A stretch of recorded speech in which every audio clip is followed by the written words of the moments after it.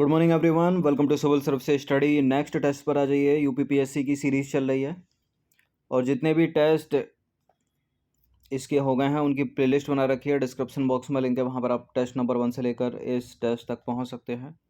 हर दिन इसकी प्रैक्टिस करते रहिएगा। 12 जून को एग्ज़ाम है, ठीक है। और आप इस सीरीज़ की यानी यूपीपीसीएस की सीरीज़ की पेड सीरीज़ प्राप्त कर सकते हो, जिसमें मिलेंगे आपको फुल टेस्ट। फुल टेस्ट का मतलब एक टेस्ट में 150 प्रश्न होंगे। और ये यूट्यूब के जो डेली वाले टेस्ट हैं, हमने इन टेस्ट को भी इसी सीरीज़ में ऐड कर दिया है प्रश्नों को। इसमें अलग से भी प्रश्न है, करंट अफेयर्स के भी प्रश्न है। डिस्क्रिप्शन बॉक्स में मेरा नंबर है, कॉल या व्हाट्सअप करके आप इसको ले सकते हो। तो बिना किसी देरी के क्वेश्चन नंबर 1 पर आ जाइए। प्रैक्टिस इसमें हम करने वाले हैं मॉडर्न हिस्ट्री के प्रश्नों पर। प्रश्नों की संख्या है इसमें 20। और जितने भी स्टूडेंट 67 बीपीएससी वाले हैं वो भी ये जो यूपीपीएससी वाले टेस्ट अपलोड होते हैं इनसे प्रैक्टिस करते रहिएगा। साथ साथ में एक ही जैसी रहती है जीएस। तो क्वेश्चन नंबर 1 है, निम्नलिखित यूरोपियों में से कौन सा एक स्वतंत्रता से पहले भारत में व्यापारी के रूप में सबसे अंत में आए। देखिए 1498 में वास्को डिगामा ने खोज की थी भारत की, जो कि एक पुर्तगाली था। तो पुर्तगाली हो गए फर्स्ट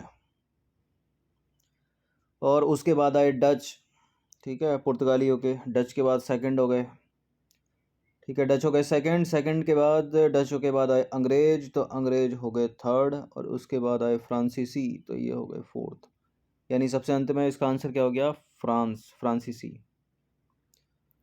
तो देखिए ऑप्शन नंबर सी इसका आंसर है। 16वीं 17वीं शताब्दी में यूरोप के अनेक राष्ट्रों के व्यापारी समय समय पर व्यापार के उद्देश्य से भारत आए और इन यूरोपियों में सबसे पहले 1498 में पुर्तगाली आए, 1605 में डच आए, 1608 में अंग्रेज आए और 1664 में आए फ्रांसीसी। तो इसका आंसर है ऑप्शन नंबर सी, फ्रांसीसी।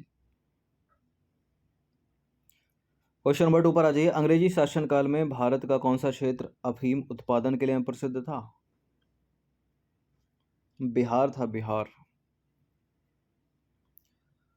तो अंग्रेजी शासनकाल में बिहार जो है वो अफीम उत्पादन हेतु प्रसिद्ध था। क्वेश्चन नंबर 3 पर आ जाइए। निम्नलिखित में से किसने ईस्ट इंडिया कंपनी के बारे में यह टिप्पणी की थी कि कंपनी एक असंगति है, परंतु यह उस व्यवस्था का भाग है जहां सब कुछ ही असंगत है। किसने कह दिया ऐसा ईस्ट इंडिया कंपनी को?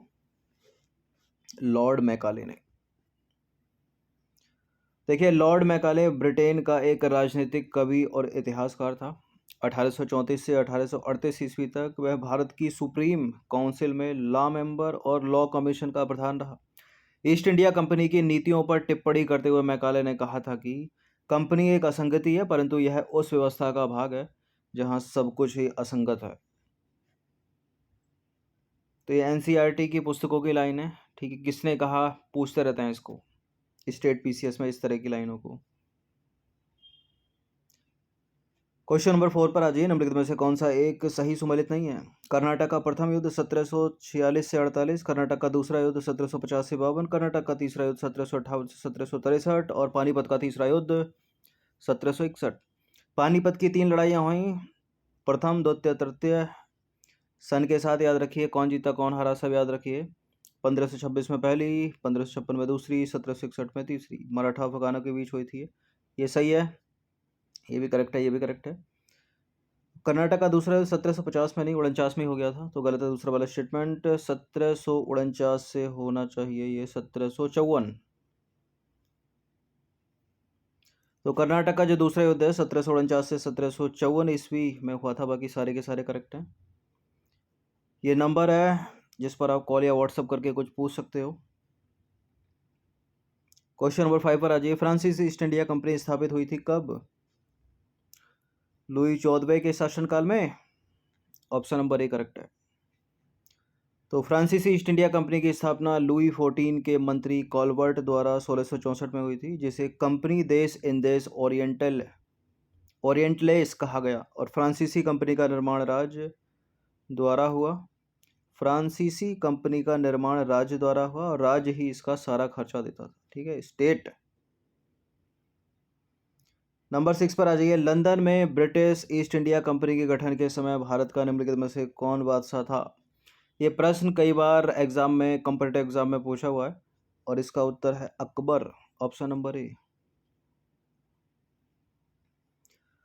तो सितंबर 1599 में लंदन में कुछ व्यापारियों ने लॉर्ड मेयर की अध्यक्षता में एक सभा का आयोजन किया और इन व्यापारियों ने पूर्व के देशों के साथ व्यापार करने के लिए 1599 में एक कंपनी का गठन किया। इसका नाम governor and company of merchants of London trending into the last Indies रखा गया और इस समय भारत का बादशाह था अकबर। क्वेश्चन नंबर 7 पर आ जाइए। हुगली को बंगाल की खाड़ी में समुद्री लूटपाट के लिए किसने अड्डा बनाया था? किसने बनाया था? पुर्तगालियों ने, फ्रांसीसियों ने, डेनमार्क वासियों ने या अंग्रेजों ने? हुगली को किसने बनाया था? पुर्तगालियों ने। तो पुर्तगालियों के द्वारा हुगली को बंगाल की खाड़ी में समुद्री लूटपाट के लिए अड्डे के रूप में इस्तेमाल किया गया था। क्वेश्चन नंबर 8 पर आ जाइए। पानीपत के तीसरे युद्ध में निम्नलिखित में से किसने मराठों को हराया था? अफगानों ने। तो पानीपत का तीसरा युद्ध हुआ था 14 जनवरी 1761 को। मराठा तथा अहमद शाह अफगानी यानी अफगानों के बीच हुआ था। मराठा का नेतृत्व सदाशिव भाऊ ने किया और इस युद्ध में मराठे हार गए, अफगान जीत गए।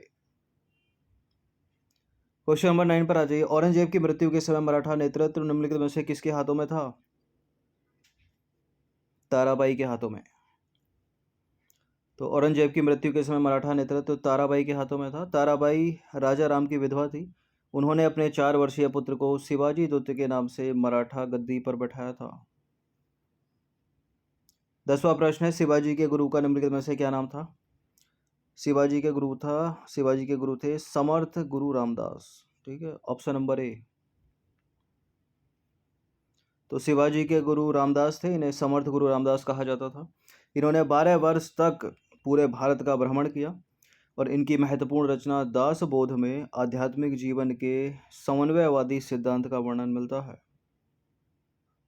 क्वेश्चन नंबर 11 पर आ जाइए। वह कौन सेना नायक था जिसे बीजापुर के सुल्तान ने 1659 में शिवाजी को दबाने के लिए भेजा था? इनायत खां, अफजल खां, शाइस्ता खां, उपरोक्त में से कोई नहीं। इनायत खां नहीं था, शाइस्ता खां नहीं था, अफजल खां इसका आंसर है, ऑप्शन नंबर बी। तो बीजापुर के सुल्तान ने 1659 में अफजल खां नामक अनुभवी एवं विश्वस्त सेनानायक को शिवाजी की महत्वाकांक्षाओं पर अंकुश लगाने के लिए भेजा था, लेकिन शिवाजी ने उसका वध कर दिया। क्वेश्चन नंबर 12 पर आ जाइए। शिवाजी की राजधानी निम्नलिखित में से कहां पर थी? शिवाजी की राजधानी इनमें से थी रायगढ़। तो 1674 में शिवाजी ने अपना राज्याभिषेक करवाया। उन्होंने छत्रपति की उपाधि धारण की और रायगढ़ को अपनी राजधानी बनाया। उस युग के महान विद्वान बनारस के पंडित विश्वेश्वर अर्थात गंगा भट्ट ने उन्हें क्षत्रिय घोषित करते हुए उनका राज्याभिषेक कराया। नंबर 13 पर आ जाइए। शिवाजी ने मुगलों को किस युद्ध में हराया था? शिवाजी ने मुगलों को किस युद्ध में हराया था? सलहार के युद्ध में। शिवाजी ने 1672 में सलहार के युद्ध में मुगलों को हराया था और शिवाजी का जन्म हुआ था शिवनेर के दुर्ग में। नंबर 14 पर आ जाइए। खालसा के संस्थापक निम्नलिखित में से कौन थे? देखिए, सिखों के 10 गुरु हुए, उन 10 के नाम आपको याद रखना है। प्रथम के पहले गुरु नानक देव, ठीक है, 10वें गुरु गोविंद सिंह, 5वें गुरु अर्जुन देव और 9वें गुरु तेग बहादुर, इनका तो याद रखिएगा। तो खालसा पंथ की स्थापना की थी सिखों के 10वें गुरु गुरु गोविंद सिंह ने। तो खालसा पंथ की स्थापना सिखों के अंतिम गुरु यानी 10वें गुरु गुरु गोविंद सिंह ने 13 अप्रैल 1699 को वैसाखी के दिन आनंदपुर साहिब में की थी। क्वेश्चन नंबर 15 पर आ जाइए। भारत संघ के संस्थापक निम्नलिखित में से कौन थे? भारत संघ सुरेंद्र नाथ बनर्जी, ऑप्शन नंबर सी। तो देखिए एग्जैक्ट डेट के साथ याद रखिएगा। 26 जुलाई 1876 को सुरेंद्र नाथ बनर्जी ने आनंद मोहन बोस के सहयोग से इंडियन एसोसिएशन या भारत संघ की स्थापना कोलकाता में की थी।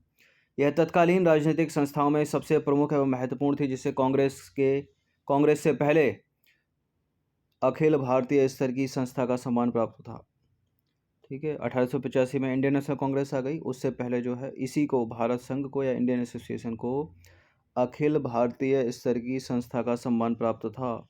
इस संस्था ने सिविल सेवा परीक्षा प्रणाली में सुधार की मांग की और इल्बर्ट विल विवाद जैसे मामलों को लेकर आंदोलन चलाया।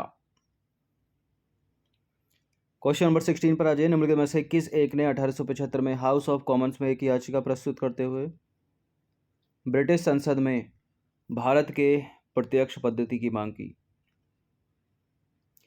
पूना सार्वजनिक सभा, ऑप्शन नंबर डी। तो 1875 में पूना सार्वजनिक सभा ने ब्रिटिश संसद में भारतीयों के प्रत्यक्ष प्रतिनिधित्व की मांग करते हुए हाउस ऑफ कॉमन्स के समक्ष याचिका प्रस्तुत की थी।